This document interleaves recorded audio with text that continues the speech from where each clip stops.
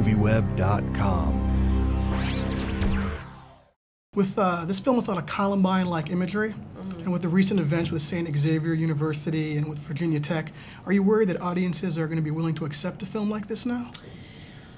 I mean, I think that one of our goals in making it, actually while we were filming it, there were these events taking place. It was the summer of 2 years ago, so we were very aware of being as respectful as we could to the people who had lost loved ones in those events.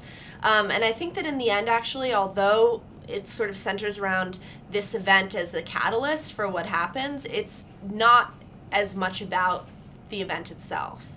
It's much more about friendship and growing up and, you know, basically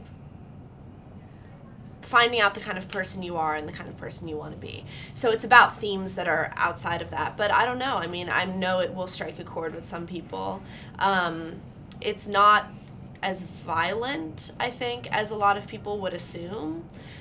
There is some violence, but it's much more about sort of the imagery and less about the gore sort of factor. Let's talk about that Sophie's Choice type scene that bookends the film in the beginning and the end. Can you talk about shooting that and what your emotions were with Evan Rachel Wood and how you prepared for it? It was very difficult. I mean, we shot it at the last 3 days of the shooting schedule, and that was because we had to sort of build a set that, you know, a lot of things had to go on, and it was really difficult. I mean, it was very emotionally draining. It was the hardest thing work-wise that I've had to do thus far, and it was wonderful having Evan there because we really, you know, it's one thing to sort of reach that place and that hysteria. It's another thing to maintain it for 3 days straight, and I think that it would have been much more difficult had I not have Evan and we could sort of play off of each other. What was it like working with director Vadim Perlman, because he's made these really serious, brilliant films, and what's he like on set? Is he a funny guy? I mean, how's the set like? He's really, I mean, first of all, he's incredibly talented, and he brings that perfect sort of